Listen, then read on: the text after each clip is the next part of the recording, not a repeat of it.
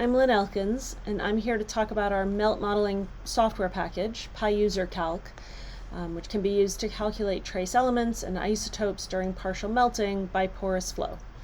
I'll be focusing here on how to access and install the software package, particularly how to download and run the code on your own computer, which is pretty easy to do. pyUserCalc is available in a free GitLab repository within the Enki package online.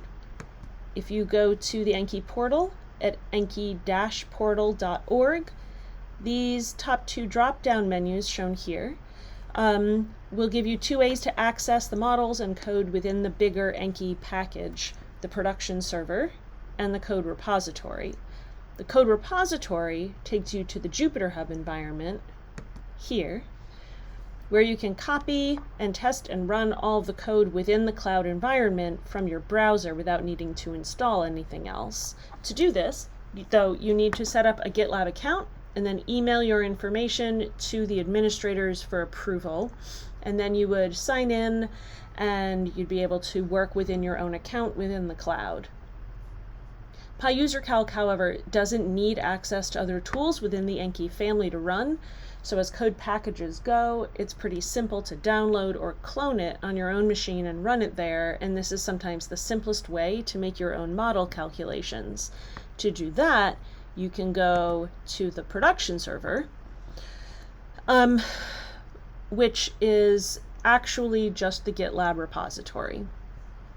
So I will show that to you. The full Enki repository looks like this.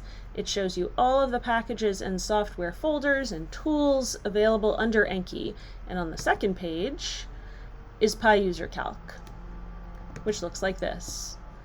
From here, you can clone the whole repository, which just means copying it to your working folder on your own computer.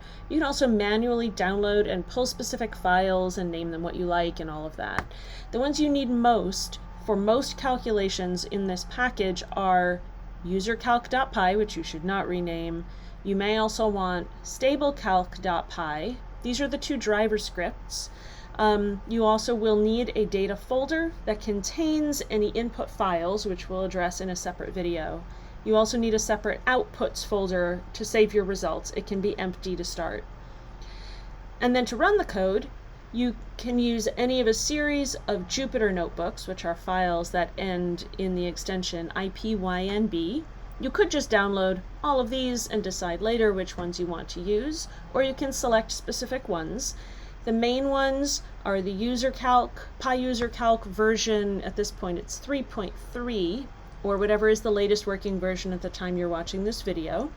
You may also want stablecalc, which at this point is version 1. And later we'll explore what some of the other files do in other videos, and you may also want some of those. But to run the code, you just need those items in your working directory folder, organized just like they are in folders here on GitLab. The other thing you need is the ability to run Python 3 and a Jupyter environment of your own. For this, I recommend downloading the free Anaconda package. We're going to skip registration just to see the download page. You can see here I'm on a Mac and it already sensed that, but there are installers available for other major operating systems like Windows and Linux. You can download this package and then run the installer to set it up. After you have done this, you may want to reconfigure your working directory.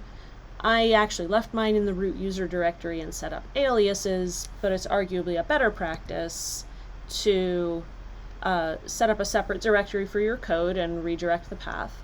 That said, this works. I called mine Anaconda Projects, and you can see that within that directory I have some other repositories cloned and also some working folders that I use myself. So pyUserCalc, this is my own clone. It has some working drafts as well. Once you have done this and installed Anaconda, you can just click the icon to open the Anaconda application, and it actually opens this navigator, which gives you access to lots of different applications. The only one you really need for this is Jupyter Notebook.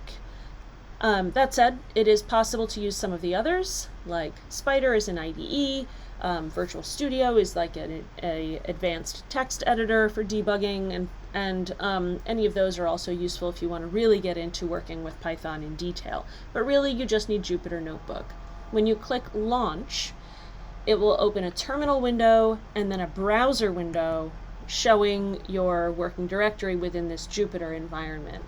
Mine looks like this, just like my own file directory. I click on Anaconda Projects and go to my cloned repository folder, and then I can access everything I want.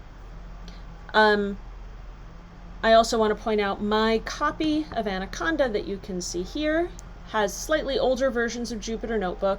This version actually works fine, but if I wanted to open it, I could update the application here. That's really all you need. From here, you can click on any of these notebooks and they will open already running in Jupyter with functioning Python, and you can actually run the code within your browser window, which is one of the things that makes these Jupyter notebooks very handy. You don't need any additional tools to run the scripts. In other videos, I'll walk you through how to run the code and what options you have for doing so, as well as how you might want to approach doing model calculations and interpreting your results. Thanks for watching.